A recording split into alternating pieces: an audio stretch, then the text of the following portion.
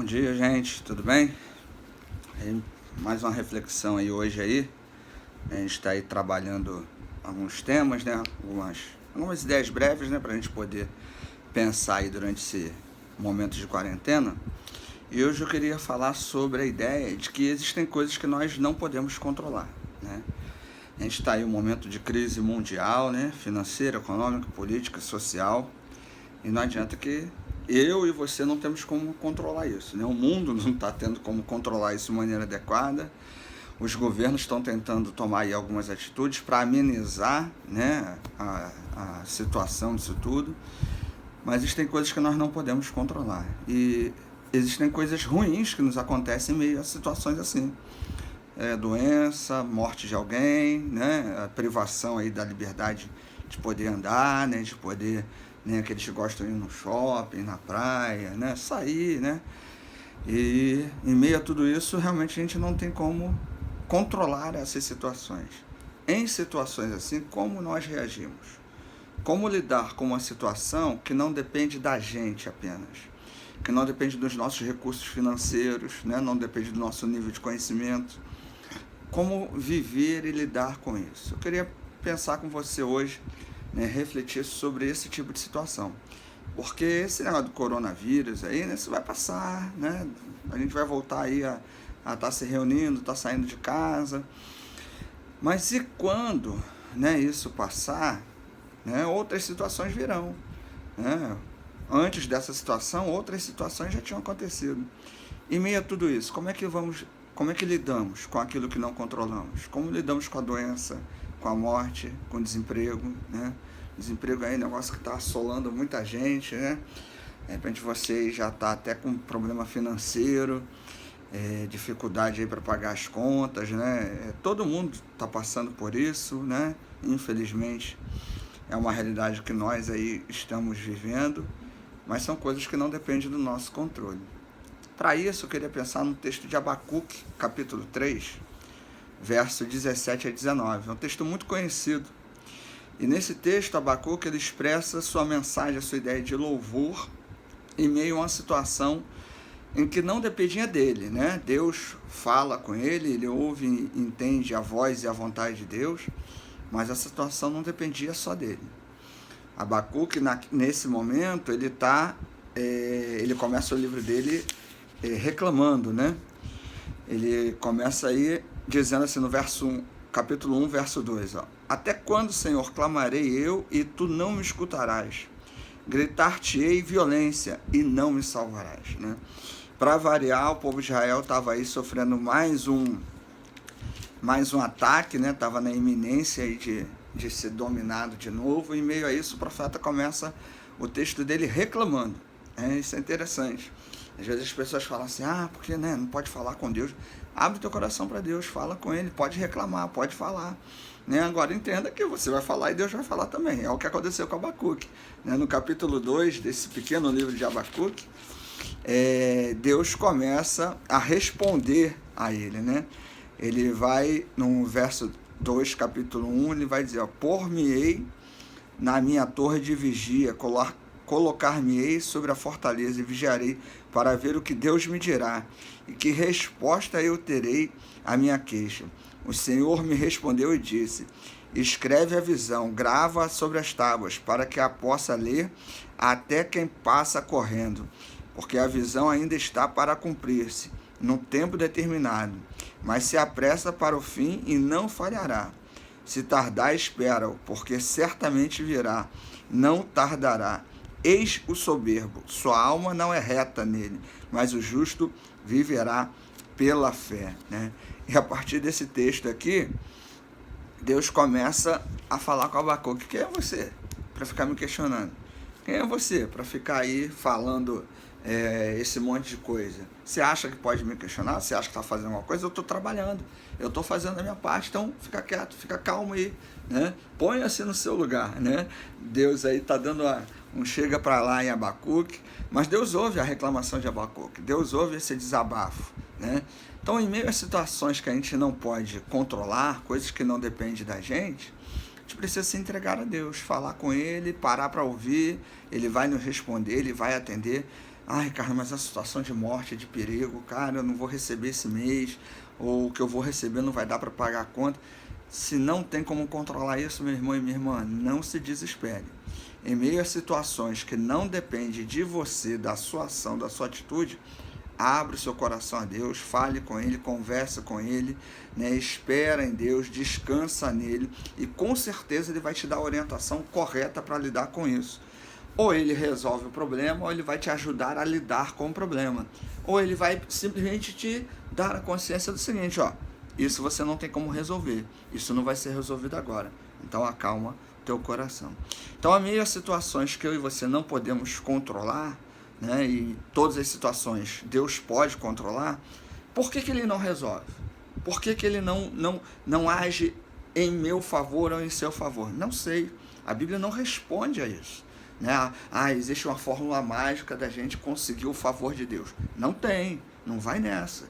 Isso, né, os caras aí da televisão aí estão pregando aí um monte de besteira aí, essas igrejas da televisão aí só estão pregando besteira, né, para você continuar dando dinheiro, continuar confiando. Esses caras só querem o teu dinheiro, né?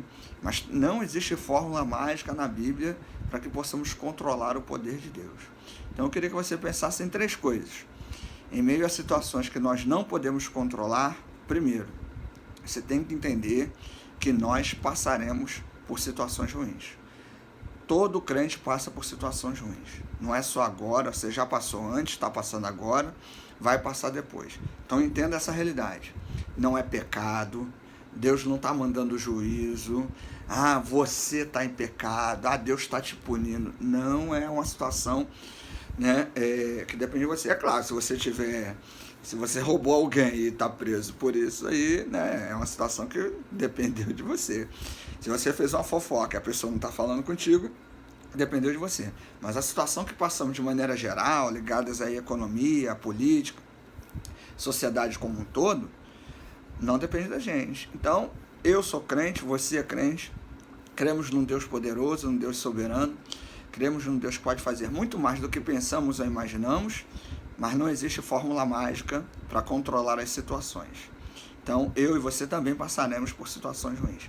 E olha o que Abacuque fala, que apesar disso, no verso 27, né, capítulo 3 de Abacuque, verso 17, ele vai dizer o seguinte: ainda que a figueira não floresça, nem haja fruto na vide, o produto da oliveira minta, e os campos não produzam mantimento, as ovelhas sejam arrebatadas do aprisco, e nos currais não haja gado. Então, olha a situação na época de Abacuque, muito parecida com a nossa, né? Faltando recurso, faltando alimento, faltando um monte de coisa aí, mas ele diz, ainda que essas coisas aconteçam, né? Ainda que chegue o pior. O que ele está dizendo? Que está num momento ruim e que pode piorar. Isso pode acontecer comigo e contigo? Estamos num momento ruim e ele pode piorar? Pode. Infelizmente pode. Por quê? Porque somos seres humanos. Então vamos orar para nos proteger disso? Não tem uma receita para isso. A gente vai orar para Deus nos ajudar a lidar, a viver, até a vencer, se Ele quiser. Mas se não vencermos essas situações, Deus continuará sendo Deus em nossas vidas. Porque olha o que o verso 18 vai dizer: todavia eu me alegrarei no Senhor, exulto no Deus da minha salvação. Pode faltar dinheiro, pode faltar saúde, pode faltar muita coisa, mas o posicionamento do profeta em meio a tudo isso é lidar com louvor e gratidão ao Senhor. Sabe por quê? Porque enquanto estamos vivos, nós podemos ensinar e aprender a lidar com a vida. Com limites ou sem limites, né? Sejam limites financeiros, econômicos, sociais, políticos, de saúde, em meio a tudo isso, nós sempre podemos perceber a mão de Deus, a ação de Deus, o favor de Deus em nossas vidas. Então, passamos por coisas ruins? Passamos. Todo crente passa. Não é dando dinheiro para a igreja, não é tomando óleo ungido, tomando banho de óleo ungido agora, né? Bebendo água aqui, comprando sal ali, sei lá, essas besteiras que o pessoal ensina na televisão. Isso não vai te isentar de problemas ruins. Então, é uma realidade. Abacuque passou, você passa, eu passo, Paulo passou, Jesus passou. Agora, em meio a tudo isso, como lidamos com as situações ruins da vida depende da gente. Então, primeira ideia desse texto, passamos por coisas ruins. Segundo, a maneira como as situações ruins vão nos atingir depende da maneira como eu e você lidamos com ela. Você pode lidar reclamando, tendo pena de você, minha vida é ruim, porque nada dá certo, porque Deus está me punindo, coitadinho de mim, coitadinha de mim. Você pode ficar aí, né, reclamando, ou você pode louvar ao Senhor.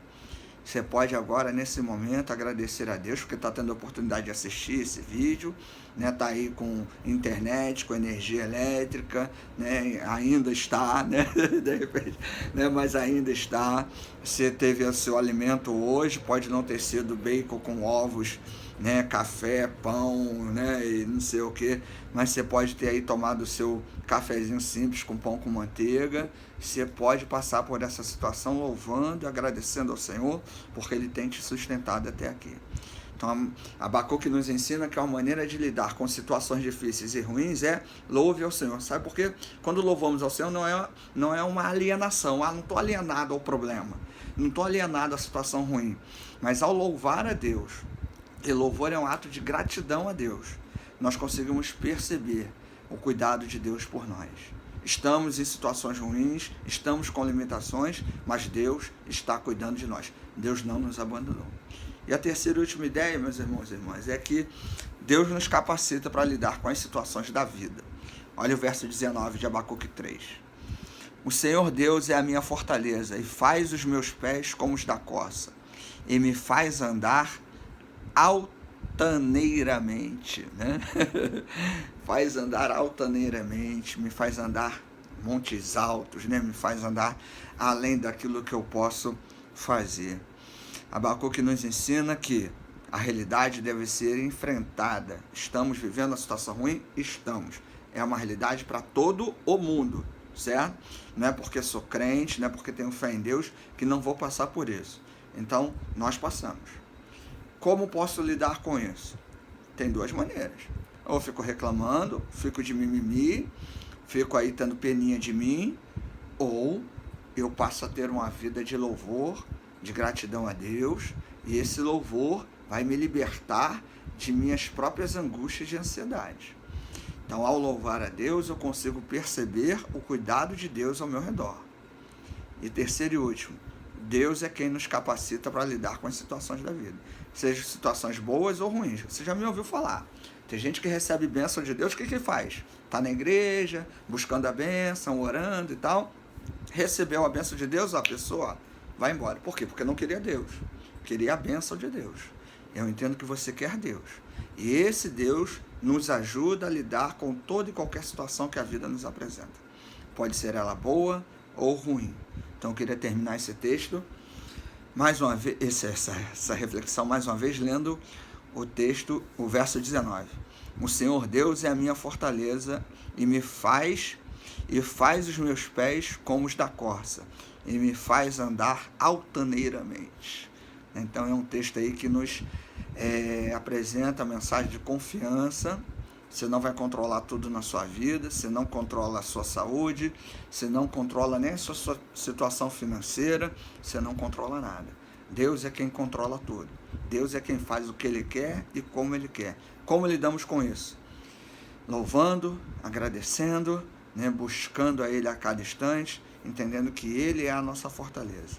Não adianta agora você ficar querendo saber, por que isso, por que aquilo. Em situações ruins, situações difíceis, a pior coisa é tentar saber o porquê. Porque existem situações que não tem o porquê. Mas nós temos um Deus que nos ajuda a lidar com cada situação da vida.